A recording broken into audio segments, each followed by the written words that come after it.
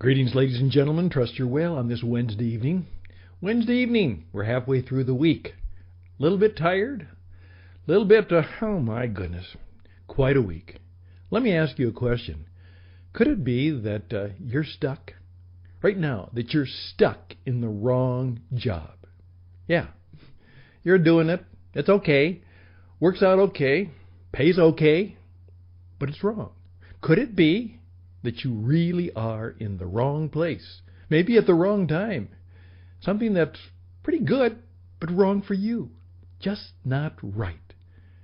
And the goal is to be literally in the place just right. Can that happen? Can you make that happen? Can we change the way things are going in our life? Can we as Christians do something about that? Well, today, on The Jesus Entrepreneur, we're going to take a look at that and see if we can learn a few things. As we say, we learn things here mostly by accident, but they're all by design. I'm Stan Houston. This is the Jesus Entrepreneur, and we're going to see if we can get you unstuck right now.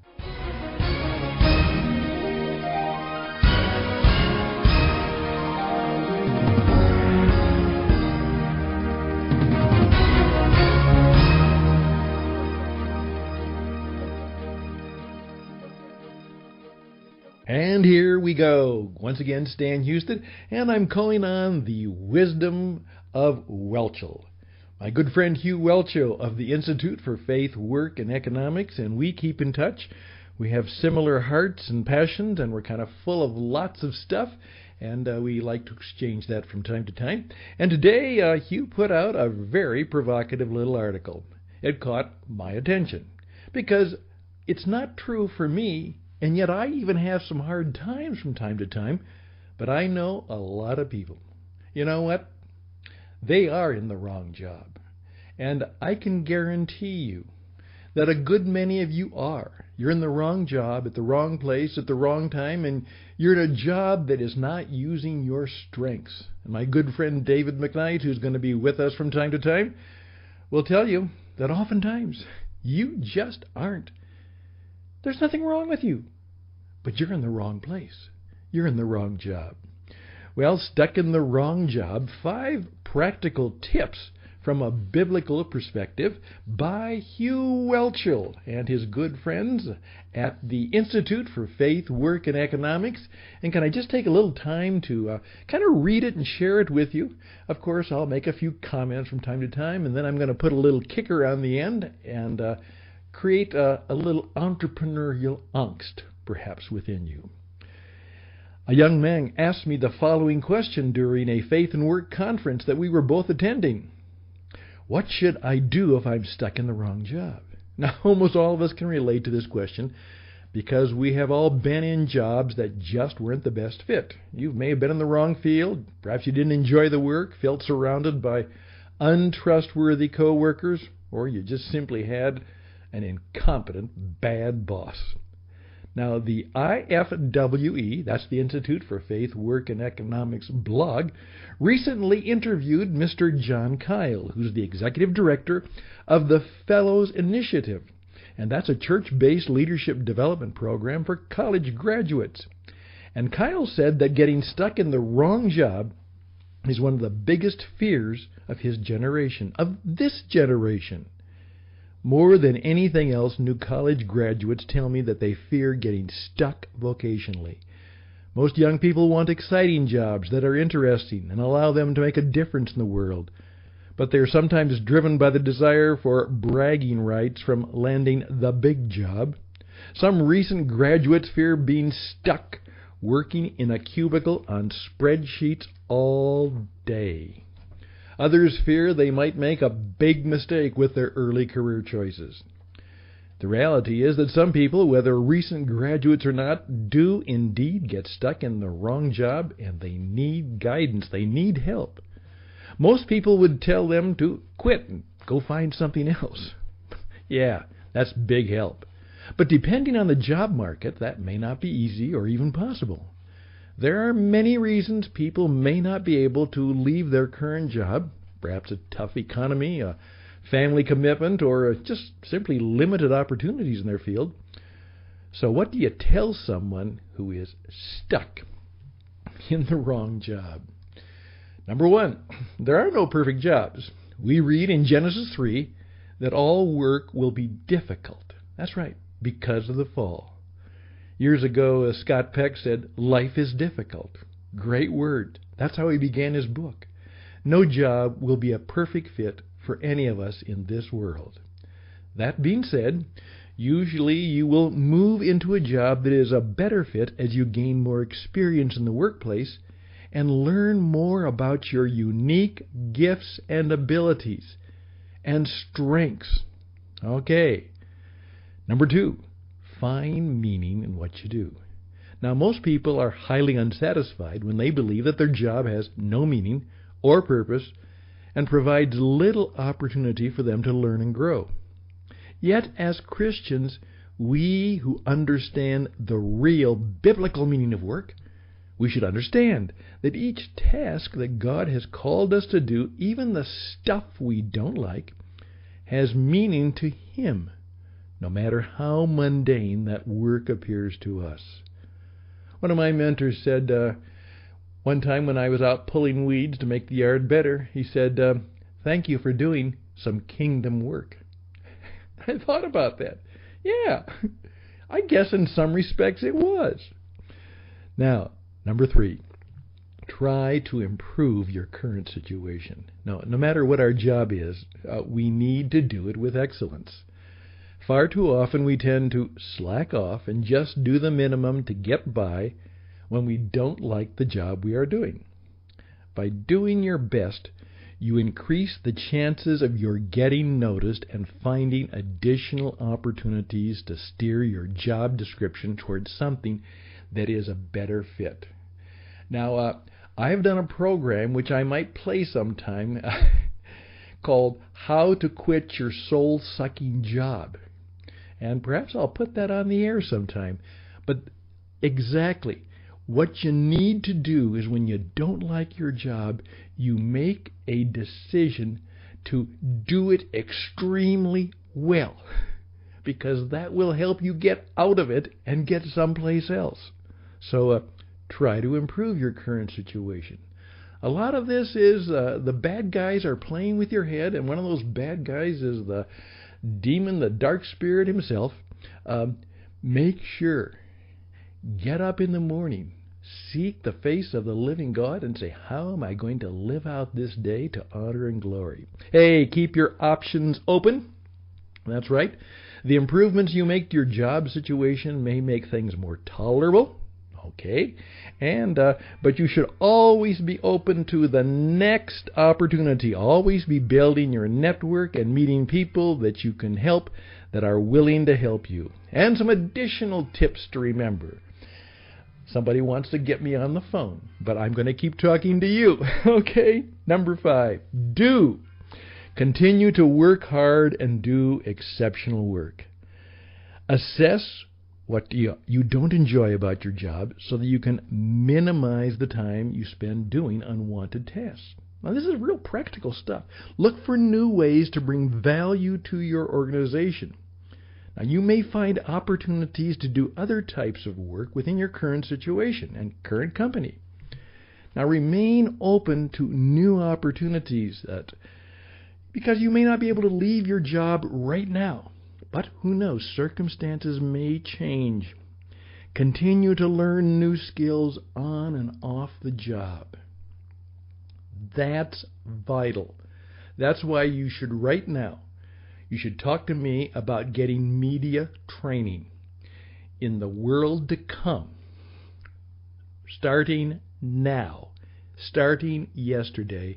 If you know how to use the radio, the television, the video, the modern media, you will be much more valuable. I guarantee it. It is a media world right now. Start learning to do what I'm doing right now, and that is helping you understand how to be a media person. Hey, so there's some good do's. Now, don't quit your job until you have another one lined up. Maybe not, but that's the safe thing to do. But keep in mind, sometimes you may have to take an entrepreneurial risk. You may have to run and jump. But I understand the feeling. Assume that the job is the problem. God may be trying to teach you something about where you're currently placed. Maybe He wants you to find some other place. Think you're stuck? There is usually more leeway to alter your job situation than you think. And don't complain. That's right. Don't complain about your job to others. That is so important. Okay? That can help. Life is indeed a journey. What we do here is very important. But our final destination is a new heaven and a new earth. You know what? Maybe I just add this to this. There's that old gospel song, "This world is not my home. I'm just a passing through." Well, there's some truth to that, and there's some truth that's not there, because right now this is where you're at. That's right. And particularly if you're young and looking forward to a long life, this is where you're at. But at the same time, as one of my mentors said, and this was a man who literally counseled some of the top Fortune 50 executives in their career path. A number of years ago, he's now gone to be with Jesus. He was 94 when he died last year. It broke my heart when he died, but he said, "Stan, the M word. Have the ability to stay mobile." He said the key to business and life success is movement. Keep moving. Be mobile. Think always, what is the next move I'm going to make? Or keep moving. He said it's not the plan, it's the movement. Now just think about that. God wants to teach us all along the way, especially at work. We need to learn to navigate life's lessons. We need to solve problems, and we need to discern what to do next based on God's desire and design. Life is difficult. Work is difficult. This is the way it is. And God then puts us in situations where we will more and more, because of the difficulties, will learn to depend on Him. As Sarah Young says in Jesus Calling, Jesus is calling us to call on Him. Often. All the time. "Hey, Jesus, I need to talk to you. I need to be near to you. I need to, know you and love you and know more about you. I need to be more present to you." Okay, in Psalm 25, David cried out to God, asked Him to direct his path. "Show me the right path, O Lord. Point out the road for me to follow, and lead me by your truth, and teach me, for you are the God who saves me." How cool is that? You are the God who saves me. Hey, may that always be, no matter what kind of job you have, the good times with that. So, we'd like to know a little bit more about you. So, by the way, my friends at the Institute for Faith, Work, and Economics, you can check them out. They would love to hear from you. Just Google them out. Hugh Welchel, the Institute for Faith, Work, and Economics. And they've got some things that could be very helpful and useful to you. And we also have some things that might be helpful and useful to you, too, here at the Christian Entrepreneur Network. TCENglobal.org, TCENglobal.org. And there we go. Some good things to know in case you think that perhaps you're stuck in the wrong job, what you should do.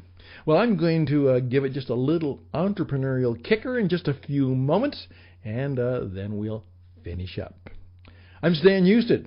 This is the Christian Entrepreneur Network. This is the Jesus Entrepreneur. Again, do it right, do it now, do your best, and we'll be right back. 'Tis a gift to be simple, 'tis a gift to be free, 'tis a gift to come down where we ought to be. And when we find ourselves in the place just right, 'twill be in the valley of love and delight. And when all is said and done, you know what? The job you get will always be a compromise. However, the job that you might create as an entrepreneur might be closer to what you really want. You see, what the entrepreneur does is say, within God's call upon my life, I'm going to take the risk of designing the place and the space that I believe works best for me. So rather than finding a job, I'm going to create one. And what the future will be about is the people who literally find the right job, but they also are creating the right jobs, creating the right opportunities. They are entrepreneurial, creating not only multiple streams of income, but multiple streams of service. SOS, my friends, multiple streams of service. And it is multiple streams of service that will give you the best opportunity to land up in the place just right. May it go well with you.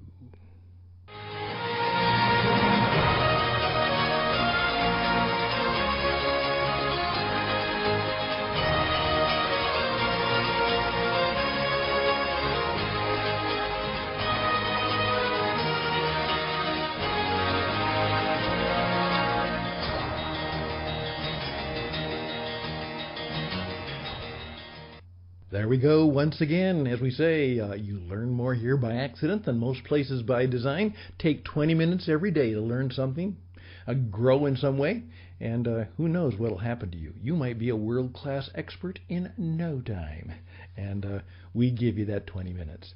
We'd love to hear from you. We want you to be on the program. RadioEdge77@gmail.com, RadioEdge77@gmail.com. And check us out at tcenglobal.org, tcenglobal.org. Go around and find my good friend Hugh at the Institute for Faith, Work, and Economics. Institute for Faith, Work, Economics. Subscribe to their blog. Be in touch with them like you are in touch with us. And you know what? Then you'll be in tune and in touch with a lot of good stuff. I'm Stan Houston, wishing you all the best and blessings. Until next time on the air, bye for now.